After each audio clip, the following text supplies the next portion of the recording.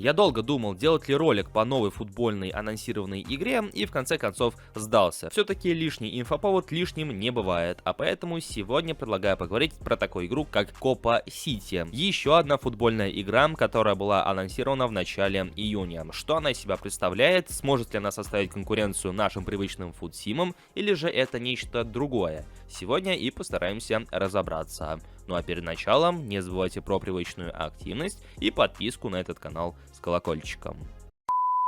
И сразу же разбивая первый тезис, который прозвучал в начале этого ролика, сможет ли новая игра составить конкуренцию уже имеющимся футсимам, на самом деле нет. Не потому что она плохая или какая-то там несбыточная, нет, просто жанры у футсимов и у этой игры значительно различаются. И даже тот же футбольный симулятор с ней по сути конкурировать не может. А точнее новая игра с этими тремя тайтлами. Ведь у так называемой Copa City игровой жанр значится как Tycoon Game, то есть это экономический симулятор, симулятор строительства и управления. И все мы с вами понимаем, что ни FK, ни eFootball, ни уж тем более Football Manager под это определение явно не подходят. А поэтому это будет нечто самобытное. Если мы привыкли, что в том же Football Manager мы берем управленческую составляющую за тот или иной клуб, по своей сути не принимая участие в матче, то есть их не играя, а просто раздавая указания и настраивая тактику, то в этой игре подобного нет и в помине. Здесь вы берете управление над клубом с точки зрения менеджмента, то есть даже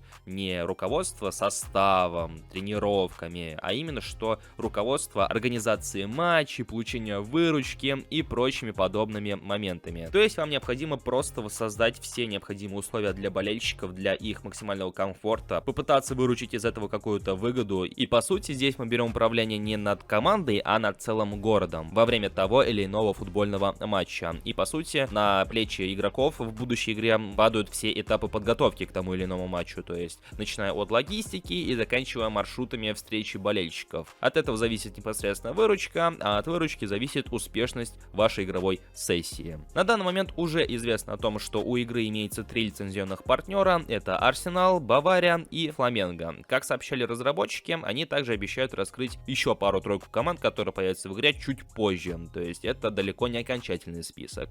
И также из реальных стадионов, как минимум в игре планируется национальный стадион из Варшавы. Ну тот самый, что был в 15-й части PS, даже фигурировал на стартовом экране, и теперь он появится вот в этой футбольной игре. Как сообщают разработчики, в игре планируется 3 отдельных режима. Непосредственно режим кампании, где вы будете вынуждены обустраивать все необходимое к матчам на протяжении определенного времени, а именно сезона. Режим вызова, где по сути та же самая игра, только в укороченном формате, а именно время игры, и то есть у вас не полноценная игровая сессия, а укороченная. И отдельный режим, который по сути своей не сильно отличается от предыдущего режима, но его суть заключается в том, что вы зарабатываете еще определенные очки, которые по итогу формируются и выстраиваются в отдельную таблицу, сравнивая с другими очками игроков. Но по своей сути, в общем-то, геймплей остается одним и тем же, и основная суть, по большей части, также остается одной и той же. Официальная дата релиза пока что не объявлена, но фигурирует 2025 год. Из играбельных платформ, как я успел ознакомиться, это ПК и PlayStation. Ссылок на магазин Microsoft я почему-то не нашел, а поэтому не могу сказать, появится ли эта игра на Xbox или же нет.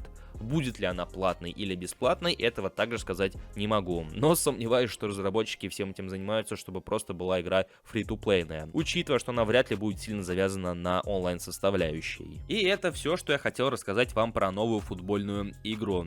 Пишите в комментариях, что вы думаете на этот счет. Будете ли пробовать проходить эту игру, или же эта игра не вашего жанра, вам такое не вкатывает. Не забывайте также поддерживать это видео своими лайками, если оно показалось вам интересным. Подписывайтесь на наши соцсети и про этот канал также не забывайте. Всем спасибо за просмотр, всем удачи и до скорых встреч.